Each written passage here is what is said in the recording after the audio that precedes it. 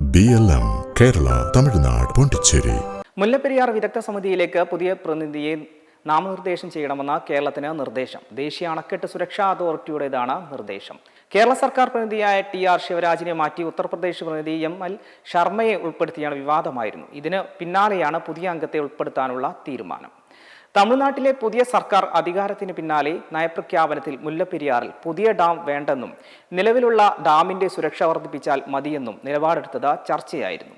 പിന്നാലെ മുല്ലപ്പെരിയാർ വിദഗ്ധ സമിതിയിൽ നിന്ന് കേരളത്തിന്റെ പ്രതിനിധിയെ ഒഴിവാക്കുക കൂടി ചെയ്തതോടെ ഇത് മുല്ലപ്പെരിയാർ പ്രദേശവാസികളിൽ വലിയ ആശങ്കയുണ്ടാക്കിയിരുന്നു. സംസ്ഥാന സർക്കാരും പ്രതിപക്ഷവും ഇതിൽ ആശങ്ക രേഖപ്പെടുത്തി കേന്ദ്ര സർക്കാരിനെ സമീപിക്കുകയും ചെയ്തു. ഇതിന് പിന്നാലെയാണ് പുതിയ പ്രതിനിധിയെ നാമനിർദ്ദേശം ചെയ്യാൻ സംസ്ഥാന സർക്കാരിനോട് ദേശീയ അണക്കെട്ട് സുരക്ഷാ അതോറിറ്റി നിർദ്ദേശിച്ചിരിക്കുന്നത്. കേരളത്തിന്റെ പ്രതിനിധിയില്ലാതെ മുല്ലപ്പെരിയാറുമായി ബന്ധപ്പെട്ട തീരുമാനങ്ങൾ കൈക്കൊള്ളുന്നത് അനൗചിതമാണെന്നായിരുന്നു കേരളത്തിന്റെ വിമർശനം. കേരളത്തിൽ സ്ഥിതി ചെയ്യുന്ന ഡാമുമായി ബന്ധപ്പെട്ട ആശങ്കകൾ കേന്ദ്രത്തെ കൃത്യമായി അറിയിക്കണമെങ്കിൽ കേരളത്തിന്റെ അംഗം തന്നെ സമിതിയിൽ വേണമെന്നും വിശദീകരിച്ചിരുന്നു. പുതിയ അംഗത്തെ ഉടൻ തന്നെ നാമനിർദ്ദേശം ചെയ്യുമെന്നാണ് ജലവിഭവ വകുപ്പ് മന്ത്രി മോൻസ് ജോസഫ് അറിയിച്ചിരിക്കുന്നത്. BLM കേരള തമിഴ്നാട് പോണ്ടിച്ചേരി.